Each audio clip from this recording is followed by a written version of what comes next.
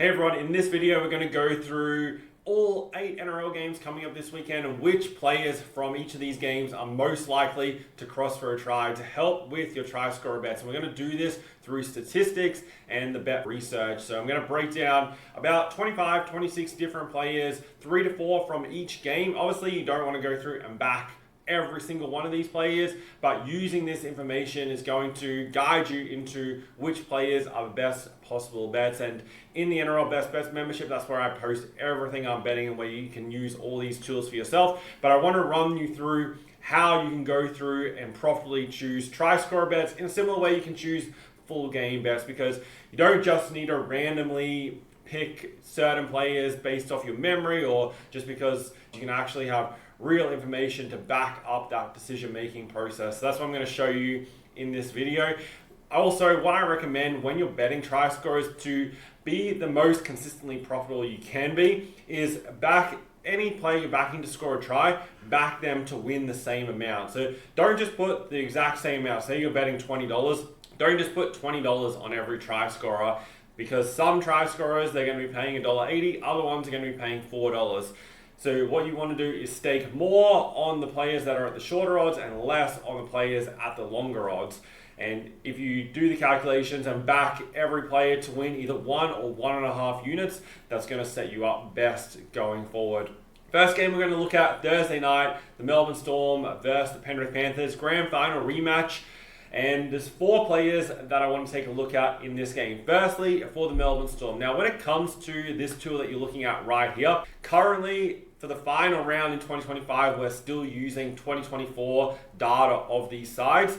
And then at the end of this round, now that every team has played 3 games, except for obviously the couple of teams who've had a bye, well, I'm going to go through and update everything for 2025 data. So right now I'm using a blend of last year and this year because every team's only played 2 games, and that's not enough information to give us a really good picture of that teams and their strengths and weaknesses. But after this week, most sides have played games against good and bad opposition to give us a better overall average. But with this tool here, for the Melbourne Storm, this column right here, you're looking at their average tries scored per position and where that ranks in terms of the league. If they're ranked number 1, that means they score the most tries on average through that position. So the Melbourne Storm through the halves and front row ranked number 1. And then this column next to it, so opponent tries against, this is where the opponent, which in this case is the Panthers, concede tries. If they're ranked number 1 or green, that means they concede the least tries to that position. If they're ranked higher or in the red shading, that means they concede more tries to that position. And the same thing on the other side with the Panthers. This is where they score their tries. And then this column here is where the Storm, who their opponent is, concede tries based off 2024 data. And effectively, the way that this makes it really, really easy, you're looking for situations where for the Storm, you have a green or a high-ranked number in this column and a low-ranked number, or ideally a highest red number as possible in this column. And that will give you a better matchup. And then you can use that information to compare that with who's playing that position, what their recent form has been like, if the opponent who's defending that position, if the player who normally plays it is out, or whatever the situation is for that, to really narrow down the best possible opportunities. Now, for the Melbourne Storm, there's 2 players who I feel like are most likely to score for them, and they're both at the top of the market. Firstly, it's Xavier Coates, so on the left wing. This season has already scored 2 tries in the game against the Eels, and against the Panthers, this was their worst position from last season, and they conceded 2 tries to Daniel Tupou on the left wing last season. The only concern, and for the Panthers, they also conceded at the end of last year a try to the opponent left winger in 7 of the final 8 games during the regular season. So this is the side that most teams generally target, and with Warbrick out for this game for the Storm on the right wing, I expect the Storm to push a lot of their attack towards this left edge. The only concern is Xavier Coates has never scored a try against Penrith in 6 games. So he's going to have to break that trend in order to cross. And one that's slightly better value is the fullback Ryan Papenhuyzen.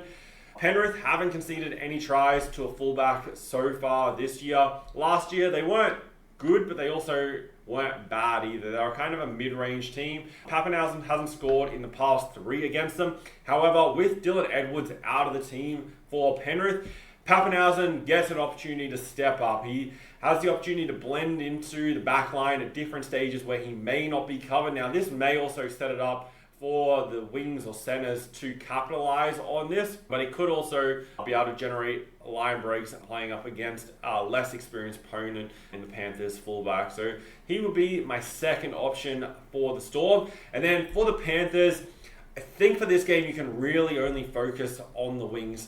Melbourne are very, very good defensive side, and they're not going to let Penrith just run right up the middle. And so far this season, the way Penrith have been playing is using their wings. 50% of their tries so far have been through the wingers. They've scored 10 tries, 5 of them have come through the wingers. So your 2 players in this situation is Brian To'o and Casey McLean. For To'o, he hasn't scored a try in the past 3 against Melbourne, but did score 3 tries back in the prelim final in 2024, and also 2 tries in the game prior to that. And Casey McLean against Melbourne has only played 1 game and scored a try in that 1 game. I wouldn't back both of these players, but I do think one of those 2 will score for the Panthers. Storm last year conceded 42% of their tries to wingers, and this is kind of their worst area defensively. You can see they're ranked 13th overall to opponent wingers. McLean's paying $2.45, Brian To'o's paying $2.25. I think one of those 2 is likely to cross, but yeah, I wouldn't play both of them. For the Warriors versus Roosters, firstly for the Warriors, on the left wing, Roger Tuivasa-Sheck, I'm definitely interested in backing him to score a try. This is the worst area that the Roosters are defensively. They've conceded a try to this position in both games so far this season, so against Penrith and also against the Broncos. And that sets up well for Tuivasa-Sheck to score a try. He's paying $1.70 right now to score. He doesn't have the greatest record overall against the Roosters. It hasn't scored in the past 2, but did score in the game prior. He'd be my first option and probably only option really for the Warriors. Then for the Roosters, firstly on the left wing you have Daniel Tupou. This was the poor area for this left-hand side, was the poor area for the Warriors last season. However, they have definitely improved. They haven't conceded a try so far this year on the left wing, so I'm happy to rule out Tupou paying $2. But on the right wing, Dominic Young at $1.77. I think he'll get some opportunities. So far, the Warriors have conceded 3 tries, 2 in their first game against the Raiders, and then 1 last week against the Panthers, right winger. And the Warriors also conceded a try in 5 of their last 7 games last season. So overall, that makes it 7 of their past 9.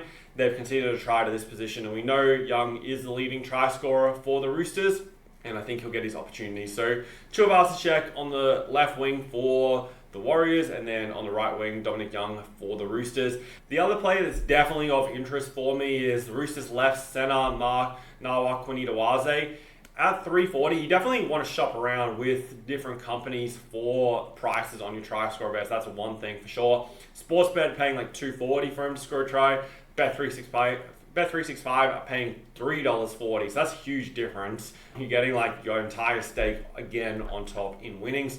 The Warriors conceded 2 tries to the left centre against the Raiders, but none last week against Manly. And I think if the Roosters are pushing towards that left edge, he should get a chance, and the odds definitely are in the backable range for him. And last season, the Warriors were ranked 16th to opponent left centers, so it's a good opportunity for him to score a try. And overall, he does have a pretty good record in games he has played. Did score last week, and just with the few games he has played, has scored in 67%. So he scored in 2 of the 3 games he has played.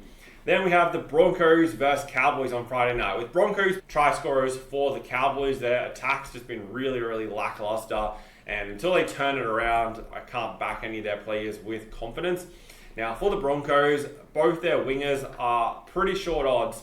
For Selwyn Cobbo on the right wing, he's $1.62. Jesse Arthur's $1.62 on the left wing.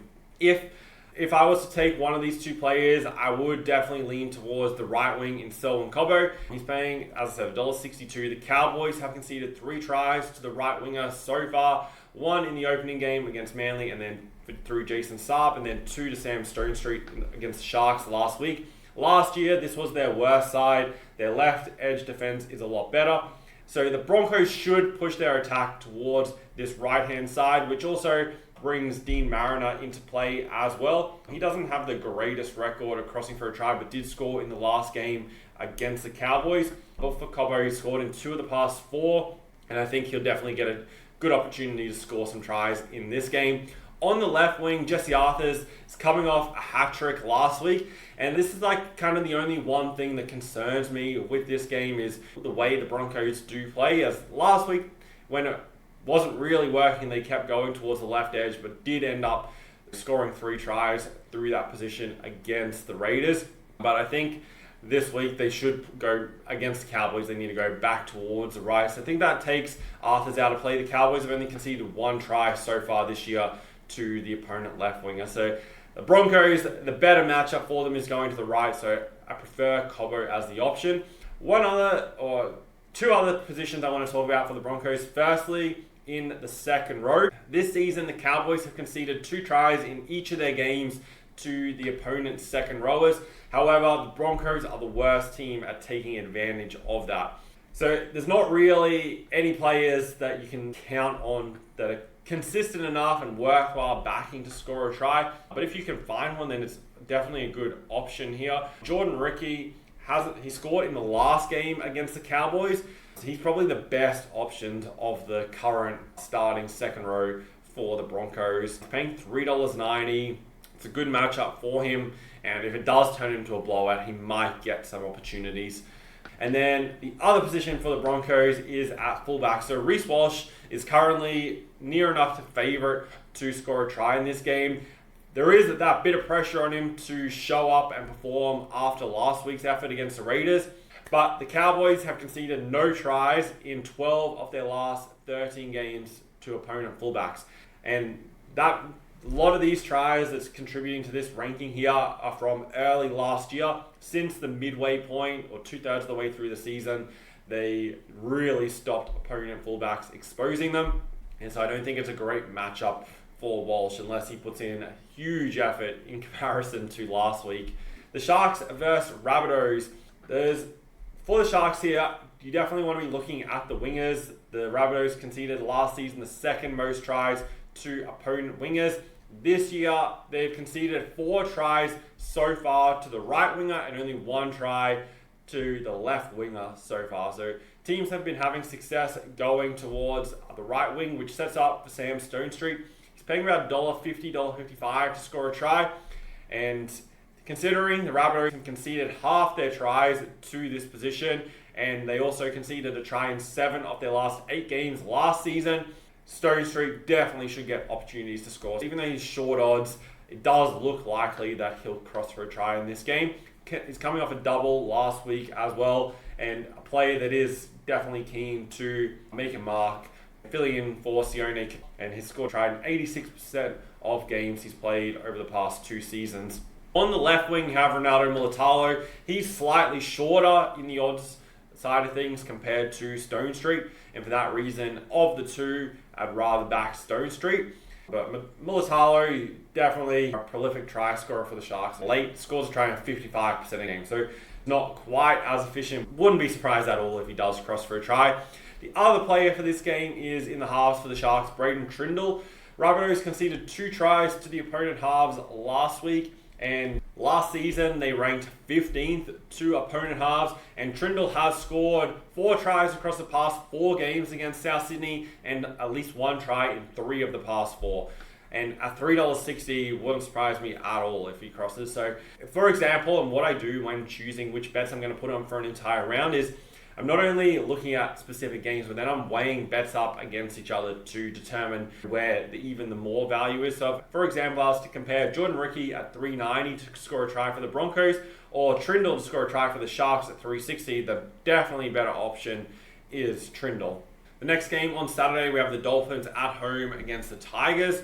There's 4 players I want to touch on in this game. Firstly, at fullback for the Dolphins, you have Hamiso Fido. Even though the Tigers haven't conceded a try to a fullback this year, they did rank 16th last season. And I do think it's important for the Dolphins' success that this is a game where Tabuai does try to make a statement. He scored a try in his past 2 games against the Tigers and scored a double last time out against them. So if the Dolphins are to win this game, he's definitely going to likely need to cross for a try unless it's an absolute low grind game. And it's definitely a good opportunity for him at about $1.87. I do prefer him over Jermaine Asako, who is around the same odds. Asako, even though on paper, right here, with the Tigers ranking 17th to the right winger last season, it looks like a good matchup for him. They haven't conceded a try to the right winger yet. Both wing tries have been to the opponent left winger, and he's only scored 1 try across his past 3 games against the Tigers.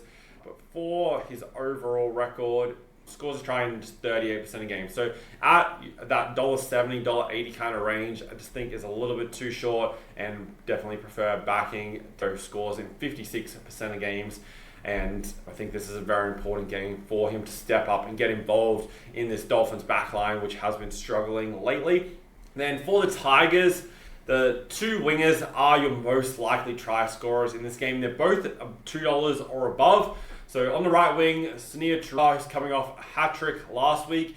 The Dolphins have conceded 3 tries so far to the opponent right winger, and so it's a very good opportunity for him. The Tigers had success last week. I think they'll go back to that again.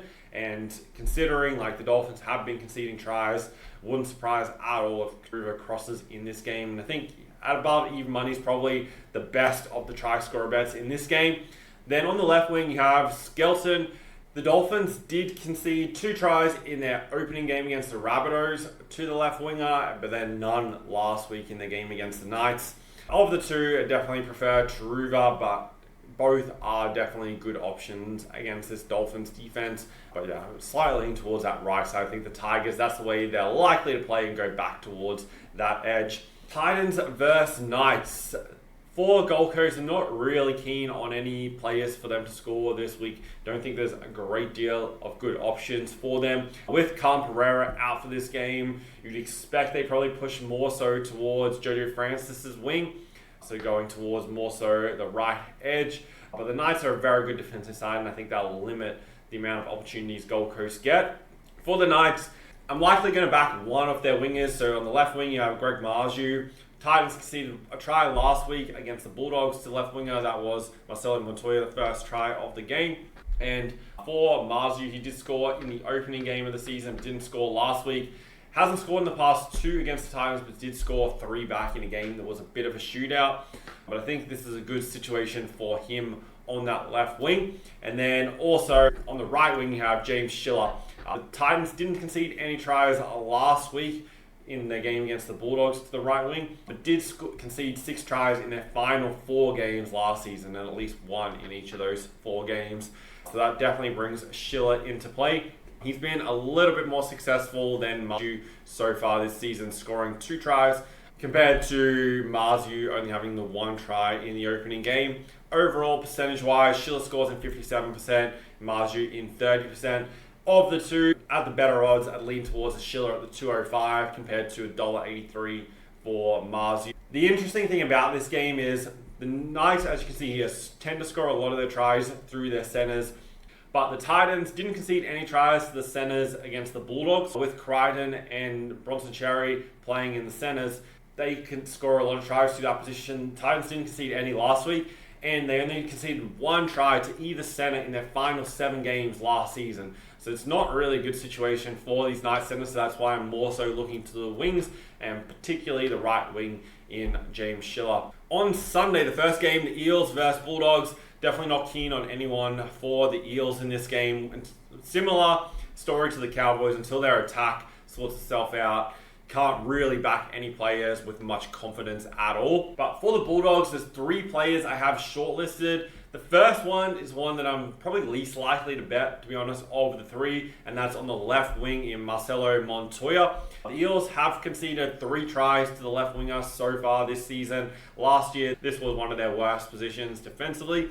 I think he'll definitely get his opportunities to score, but off the 2 wings, I slightly prefer the right wing in Blake Wilson. The Eels have conceded 4 tries so far to this position, including, that's this season, and then if you go back to 2024, they conceded a try to the right winger in the final 9 games last year. So that's 11 straight games the right winger for the opponent has scored against the Eels, which means Blake Wilson should definitely get his opportunities. And the way that I'm also looking to play this is I think the Bulldogs will push their attack that way, and then you have Stephen Crichton in the centres, and the Eels have conceded a try in each game this season to the right centre and 8 tries across their past 7 overall. And when you compare that to the left centre, they've only conceded a try in 1 of the past 9 games to the left centre.